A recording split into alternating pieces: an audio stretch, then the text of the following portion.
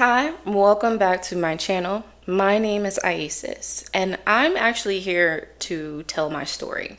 Now, when I did my story about me growing up as a Jehovah's Witness, I was telling it from a perspective where I had no idea what was going on.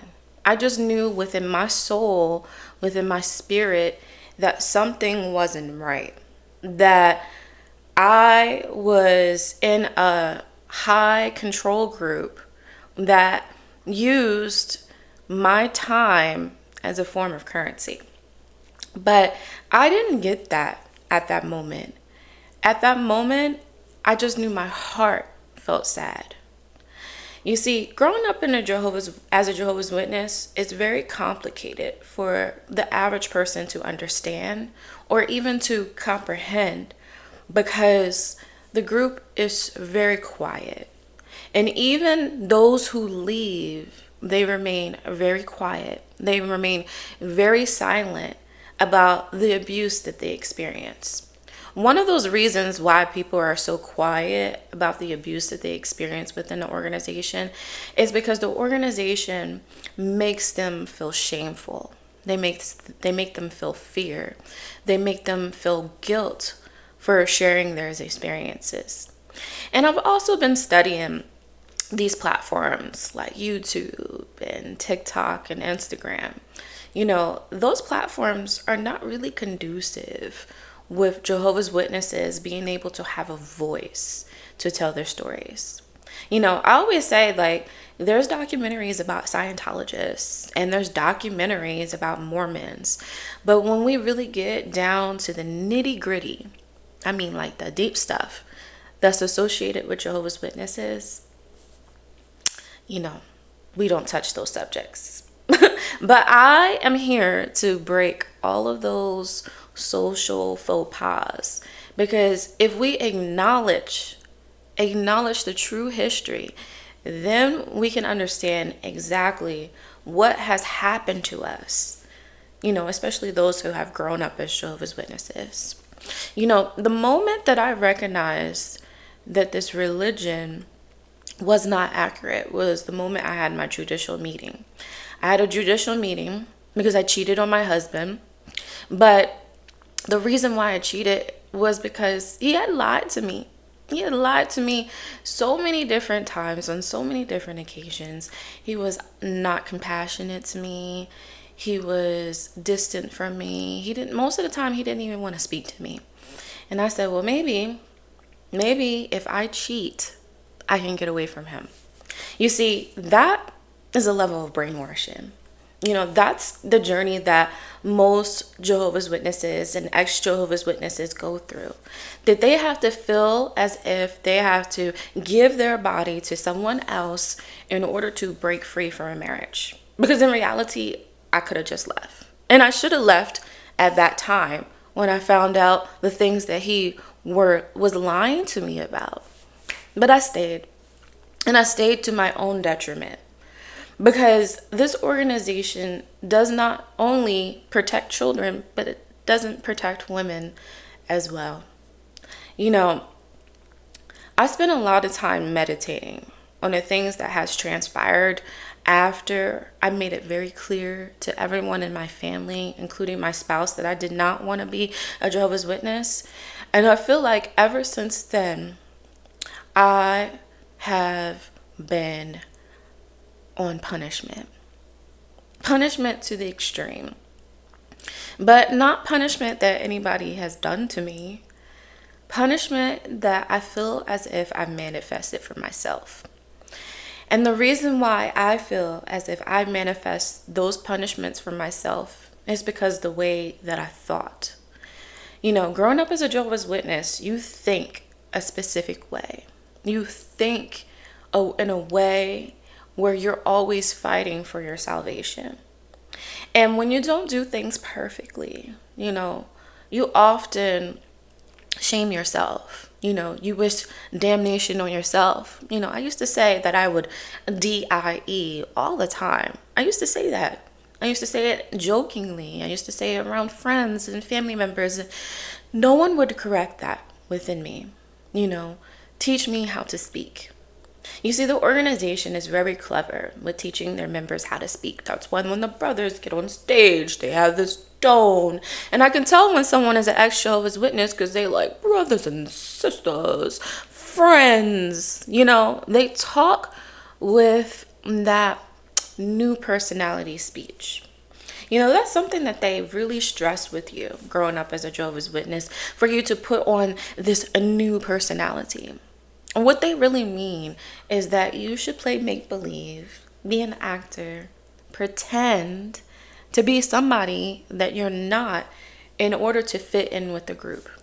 And usually that somebody is very passive, very forgiving, not acknowledging the emotions, the feelings that they have within that make them uncomfortable about association with certain people.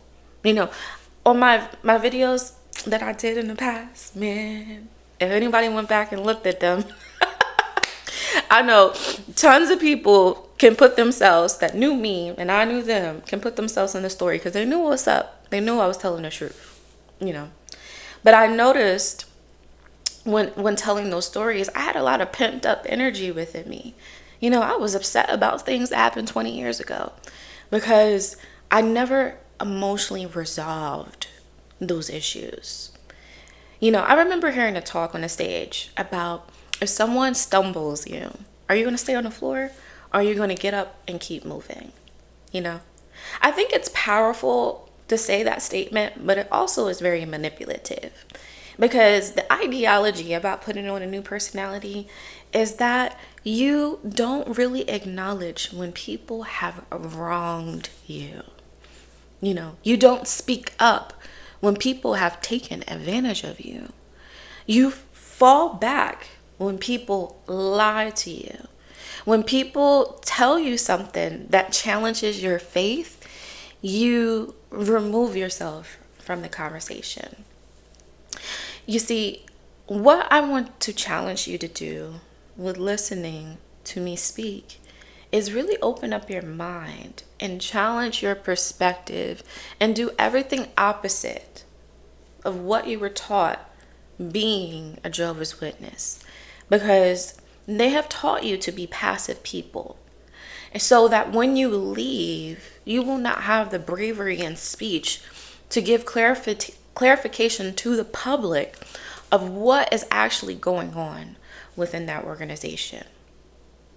And that's because a lot of people just have to just get over the trauma of recognizing that you're not going to live forever in paradise after you die.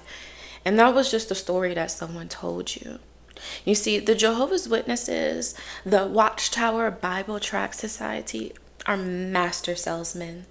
And if you study the history about Charles Taze Russell, about him being a pharmacist, about the organization actually just being a publishing company, then you will have clarity about the marketing manipulation that was used on our mind to get us to buy into an ideal that we have to wait until after we die to experience happiness. You know, when you really go back and you do the research about Charles Taze Russell, the founder of Jehovah's Witnesses, you'll see that clearly he is associated with the Freemasons, the architects. You know, that's what a Mason is an architect. And not only that, Charles Taze Russell was actually a Zionist. The roots of the Zionist idea grow deep in the land of Israel. The Jewish people's connection to the land has been at the center of their story for at least 3,000 years. For about 1,000 years, the Jewish people built a rich and thriving ancient civilization in the land. This lasted until the year 70 CE, when the Romans destroyed the Jewish temple in Jerusalem and exiled the Jews from their land. For the 2,000 years since then, Jews scattered across the globe have been carrying a collective connection to the land of Israel and a hope to return to it. But let's go back to the beginning. According to the biblical record, the Jewish patriarchs and matriarchs made their home in the land of Israel. Their descendants, freed from Egyptian slavery, returned to the land several hundred years later. Centuries of civil war among the Israelite tribes was followed by the United Kingdom of David, and later Solomon, which centralized Jewish worship in Jerusalem with the establishment of the First Temple. Of course, there are debates over the historical accuracy of many biblical stories. But what's grounded in historical fact is that the Jewish people living in Israel centuries before their exile told these foundational stories. Perhaps more importantly, these stories have been essential to Jewish identity for millennia. But back to history. After some 4 centuries of religious and national development under Jewish rule, the land was invaded by the Babylonians. The Jerusalem temple was destroyed, and many Jews were exiled to Babylon. This was a period of great devastation for the ancient Jewish civilization. It was only after the Babylonian Empire fell to Persia, roughly 50 years later, that those exiled were eventually able to return in a remarkable and historic homecoming. Referred to as Shivat Zion, or the Return to Zion, this movement was initiated by the visionary leaders Ezra and Nehemiah. The Jewish community was revitalized and the temple was rebuilt. In many ways, this shorter period of exile and return can be seen as a precursor to the ideals and ambitions of Jewish self-determination that is now known as Zionism. You know, the part of the Zionist propaganda is that they leave major part of the stories out, because the territory of Palestine was actually inhabited by people that have lived there for thousands of years. And because these people believe that based off of the Torah that they have rights to that land, they have went on this mission to colonize the territory and steal the land from its inhabitants. And since then, they have been on this mission for a year to blow up a territory filled with over 50% children. You see, few realize that Pastor Russell was an early advocate of Zionism. And Benjamin Netanyahu, the Prime Minister of Israel, said that Charles Taze Russell's story was a neglected chapter in Zionism history. In the book Jewish Hopes by Pastor Russell, and he believed in the restoration of Israel. Notice what he said in 1910, 30 years before the Holocaust. He wanted all the Zionists to return to Palestine. And he didn't just believe this to be an ideal, he believed this to be prophecy. He said that the Turkish government would open up an opportunity for the Jews to return to Palestine and leave Russia, because the Jewish Messiah was coming and Jerusalem was supposed to be the capital of the world. Now, I try to talk about this a lot within the ex-Jehovah's Witness community, but sometimes people look at you and say, it's a conspiracy. I want to stay away from the conspiracy theories. And I get that, because it's uncomfortable. But when we observe things that may feel dark, understand that on the other side of that darkness is a manifestation of light, because you have new information and you have new history that's going to help you give clarification of what actually happened to you. Now, when you look at your old school New World Translation, New World Translation, that should click something within our mind. Because when we open up the book and we look at this map that is presented, we can see that that's the territory of the Palestinians. Now ask yourself, did the ideology of Charles Taze Russell, did that just disappear, or did it always stay? Because from 1984 to 2013, this is the Bible that I grew up using.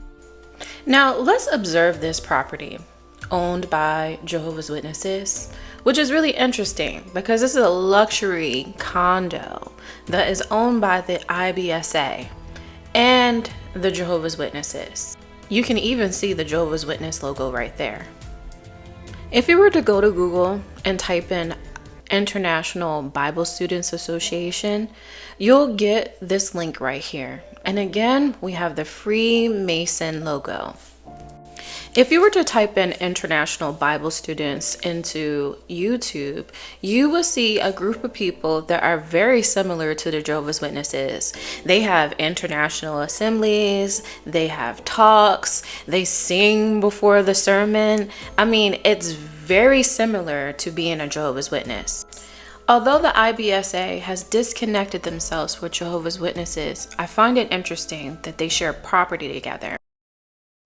You know, one thing I do appreciate about the congregation that I went to a congregation where all the kids went to college. I know that's like, I thought it was normal You know, growing up in a congregation where the kids went to college and we ignored what the Watchtower Society said. But apparently it's not, because a lot of people really did miss out on the opportunity to get higher education. Well, not me. In fact, I went to college for science, and I also took a lot of psychology courses. Actually, I only needed one more class to have a psychology degree, and I didn't take it.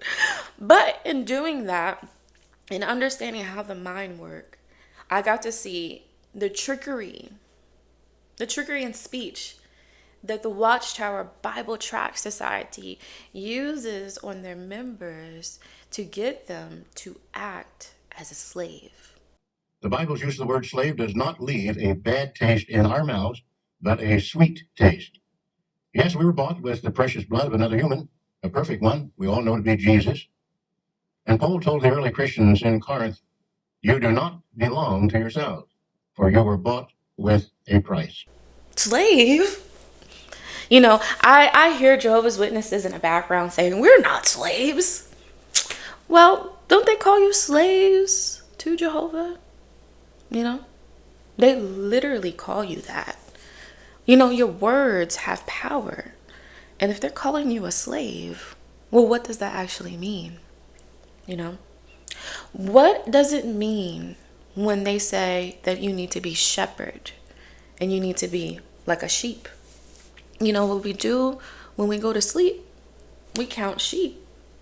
You know, I believe that the mind control that the Jehovah's Witnesses use on their members puts them mentally asleep in mind, so that they can't see the things that are right in front of their face, because they've been brainwashed to believe that these people are shepherds, that these people are supported by God, when in reality they are just an organization made of men that refer to themselves as kings of the earth. Listen to that. They're a billion-dollar organization that refers to themselves as kings of the earth. And you know, a lot of us have left the organization of Jehovah's Witnesses because of the 20,000 cases of unreported child abuse that exist within the United States alone. Today, the Pennsylvania Attorney General announcing charges against 5 men for allegedly sexually abusing children. For years, all of them were members of the Jehovah's Witnesses Church. Investigation into child sexual abuse among Jehovah's Witnesses and accusations that religious leaders led a cover-up within some of the group's 14,000 U.S. congregations. David claims a male relative subjected him to years of physical and sexual abuse. His earliest memory is from when he was just 4. He says his sister Danielle, who took her own life 12 years ago, was also abused. Are they potentially destroying evidence? I think that there is a potential that they are destroying evidence. A 2002 BBC report revealed Watchtower kept a secret database of allegations of child molestation. Hawk says it still exists. Every King Mall has documents of child abuse, of drinking, spousal abuse, rape, homosexuality, any kind of thing, drug abuse going back for 70 years, the 1950s. I spent the night at his house, and he took advantage one night, and I knew I wanted to leave. I just didn't know what to do because I was 4 years old. My mom comes from abuse. I guess I was saying some weird things, and she's like, wait, what does that mean? Tell me what happened. And then she immediately burst into tears and set up a meeting with the elders. She sought to talk to them for direction, for everything. They told her the classics, don't talk about it. We don't want to bring a reproach on Jehovah's name, so we don't make the religion look bad. It's in Jehovah's hands. He'll fix it in the new system when the world ends, and everyone who's not a Jehovah's Witness will die. And they just pretty much dismissed everything. Sort of said, I don't like the way he touches me. What followed was a series of failings that allowed him to continue sexually abusing children for years to come, which victims say is a larger cultural problem within the organisation. There was a phrase they used a lot, which is liars will not inherit God's kingdom, which is basically saying you're going to die at Armageddon because you're a liar. I know the names of the guys that hurt me, and neither of you have asked. Okay, so that concerns me. That's not dealing with the issue, because if they're still out there, and they're still around children, you gotta take precautions to protect the children. Children first, no matter what. And also, a lot of us watched the Australian Royal Commission when we seen, this is his name, Jeffrey, where he said, it would be presumptuous for me to say. And do you see yourselves as Jehovah God's people on earth. That, I think, would seem to be quite presumptuous to say that we are the only spokesperson that God is using. That we're only God's spokesman people. You know, it's not presumptuous because you say it all the time. You know, the behavior that the Watchtower Bible Tract Society, the way that they act is more reflective of being a wolf in sheep's clothing. Because to ignore that many pedophiles within your organization should make anyone wake up. But, you know, waking up seems to be a part of a choice few of people. And that is because people really have lost family members. People have really lost loved ones, and they want to see those people again. And I feel like if they abandon the idea of seeing those people again, you know, how will they emotionally recover? You know, I had this idea that the person that I was married to, despite all of the lies that I had to deal with, despite all of those things, I just knew that if I pushed through, that Jehovah would bless my marriage. And I realized that none of those things were true, because the person that I married was unevenly yoked with me, and we didn't have the same vision, and we didn't have the same goals. So it was doomed for ruin. You know, one of the witchcraft that I feel that the Jehovah's Witnesses use on their members is playing with speech. Using words that mean other things, but not telling their members what they actually mean. For instance, this word Jehovah. Did you know that Jehovah means ruin in Hebrew? Jehovah means ruin. You know, it takes a lot for someone that grew up as a Jehovah's Witness to comprehend that, because they want to excuse it away. Well, you know, Yahweh and Jehovah's the best way to pronounce Yahweh. Is it? I mean, is it? Because if Jehovah means ruin, why am I worshiping a God with the prefix or the suffix of his name is Jehovah? It sounds like I'm worshiping a God of ruin. In addition to that, there's a lot of references to Saturnalia worship, to Baal worship, to worship of deities that support child sacrifice. You know, what is that? And why don't the Jehovah's Witness, or the ex-Jehovah's Witness, because Jehovah's Witnesses got a mountain to climb in their mind, but the ex-Jehovah's Witness community, they stay away from the conspiracies. But those conspiracies are just words to get you to think that someone is trying to feed you misleading information. But the word Jehovah, Young Jehovah, you heard? that word Jehovah, it means ruin. You know, how the Jehovah's Witnesses get you to manifest ruin within yourself is by teaching you that everyone outside of this organization is bad, is evil, from Satan, because you know Satan controls the whole world according to 1 John 5:19, right? But when you go in with that mindset and already being in a space of fear, shame, and guilt, when you leave, you know what? I'm going to have fun. That's what you say to yourself.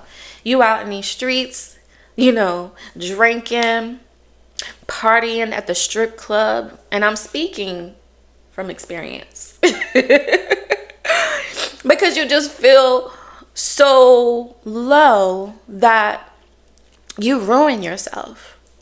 They never tell you an idea that you leave this organization and you go on to be a doctor, you go on to be a lawyer, No, they tell you all the worst possible scenarios that can manifest if you walk away from the organization.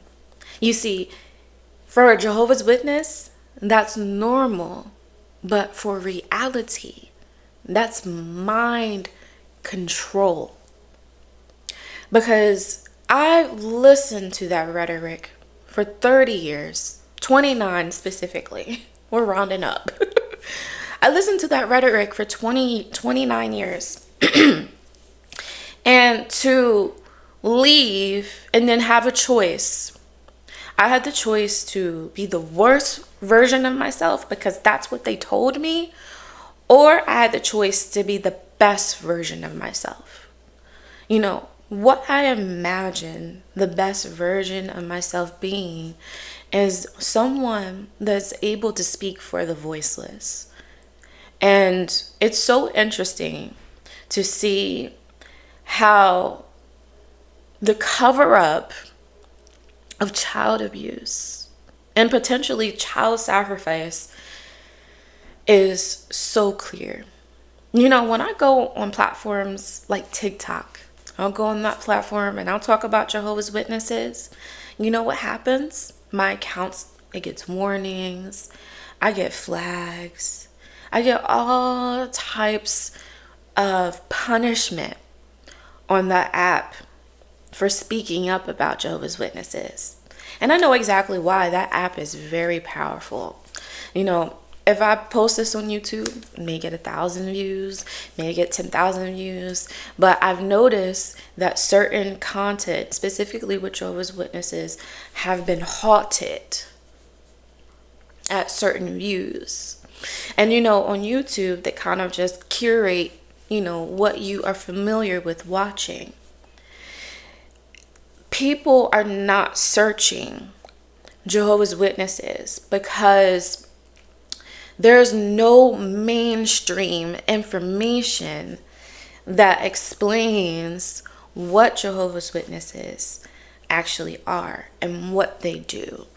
You know, when Jehovah's Witnesses speak about the religion, they're coming from a brainwashed perspective. So they're like, everything is fine. You know, I was that person. But the wolf in sheep's clothing, the people that worship the god named Ruin, because that's what Jehovah means. It means ruin. You know, the people that worship the god of ruin don't realize how they're ruining their mind by listening to the ideology of 11 men in New York. Men that they don't know.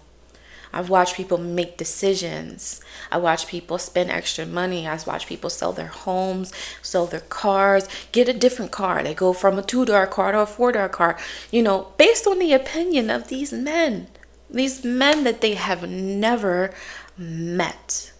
You know, one thing that I've stressed to my mom when leaving the organization, I tell her all the time, these 11 men that you have never met are telling you to ignore the child that you manifested from the waters of your womb. But you'd rather listen to these 11 men about how to have a relationship with your child going forward. And when you watch all those ex-Jehovah's Witnesses content, they just was like, we don't even have to talk about religion. I just want you here. But do you understand that's another form of brainwashing? That's another form of manipulation. When you practice shunning, that means that if there is a lie being collectively told to the congregation, well, that lie will be completely missed. It would be ignored because the congregation is told to view the person that is saying said truth as wicked. But who determines if it's true or not?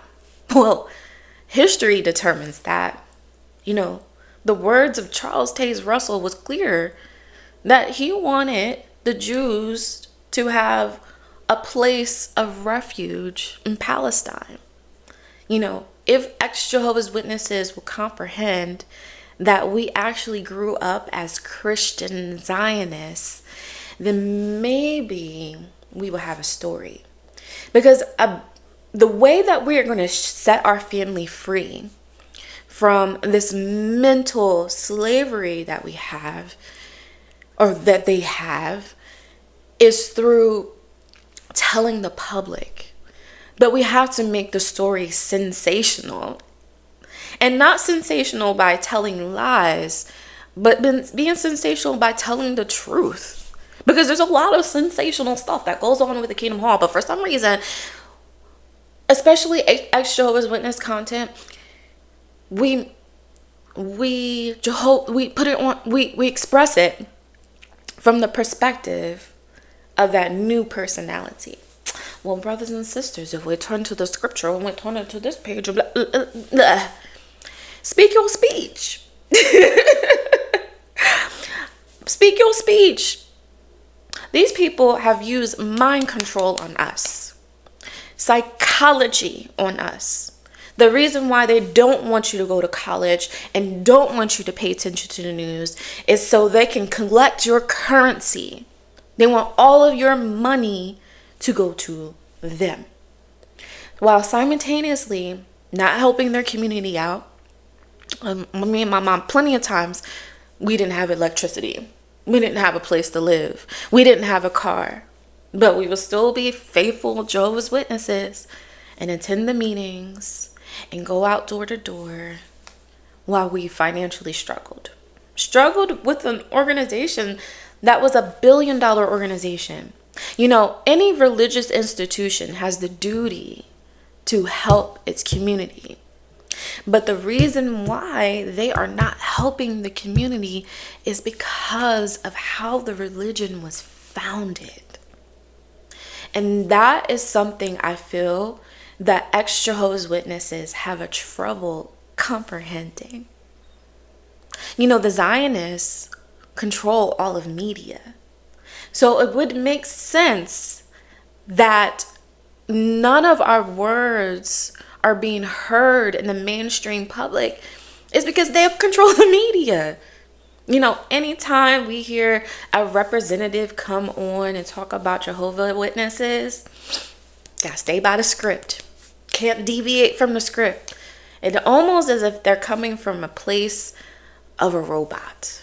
Would you also be okay if there were people who had any questions, they could call in with a question? We prefer not to. I just want to stick to the stick to the script, if that's okay. All right. To the script. Okay. They don't have any real emotion to anything. They just have to stay on the script, like an actor. Have you ever asked yourself, where has all of that money gone? Now, people will say, oh, they built Warwick. You know, they're building these buildings. But I know people that have left their homes, have left land, have left thousands of dollars to that organization. And I know the people that were elders and servants that did the contribution boxes, y'all seen those checks. You've seen what was exchanged to this organization. And this organization does not give back to its members. Does not give back to the public. In fact, they tell the public to fend for themselves, especially when it comes to pedophiles. And those are the things that need to be said. You know what else makes Jehovah's Witnesses sensational? Well, the fact that there's so many people that are famous that are associated with Jehovah's Witnesses.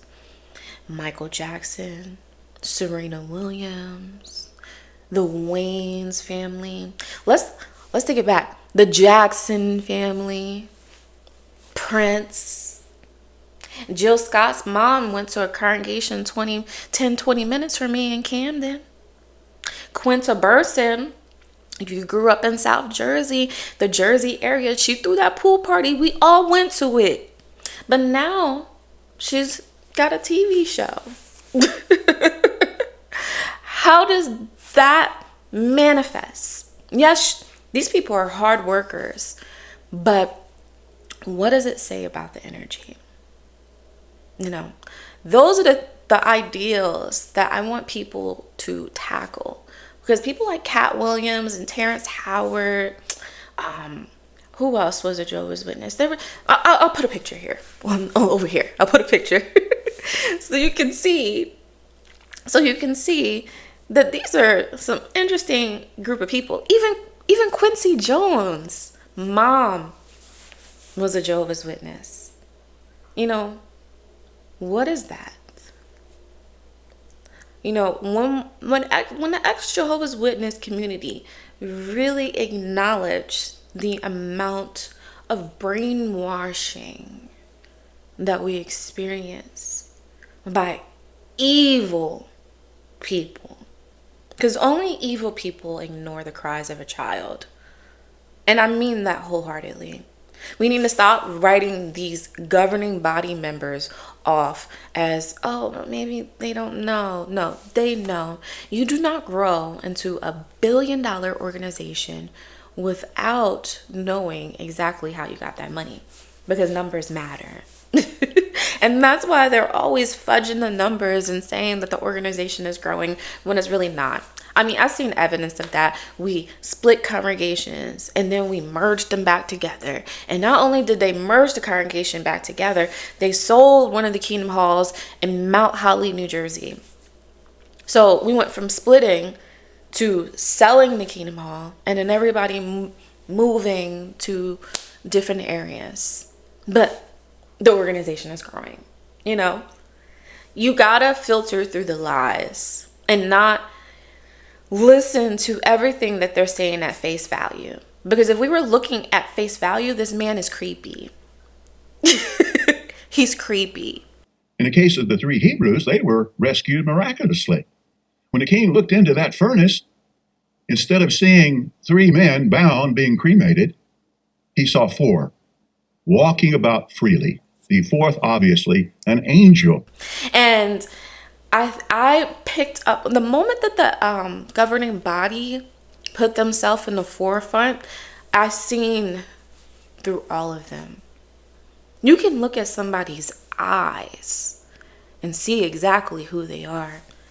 But sometimes we put blinders, we put sunglasses on, and when we don't acknowledge evil when it's staring at you right in front of your face. You know? They're weird.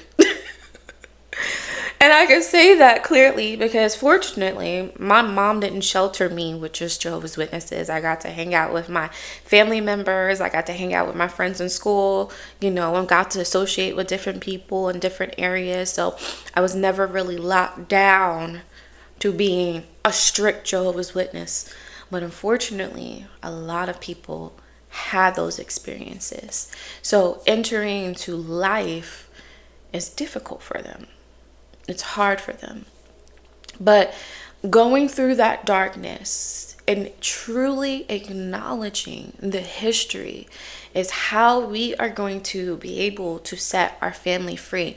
I want our voices to be so loud that it cannot be ignored. So that's why I use a tool like TikTok, because I know it's powerful. And I've been exercising my Christ-like abilities, and I've been raising the dead with my word, you know, because Christ was the word. I've been able to make the blind see. You know, a lot of people didn't know about Jehovah's Witnesses, but I did that with the power of my word. And I've also been able to move mountains. And I did all of that with the power of my word, because your speech and your story is your sword. Is your sword that's going to be able to take down this religion.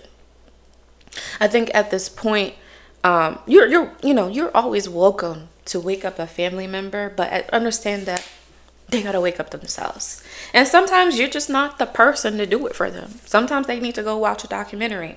But if there's not any documentaries produced about Jehovah's Witnesses, then how are you going to be able to wake up the masses of people that are mentally enslaved within this organization that serves Jehovah, this organization that serves this God called ruin?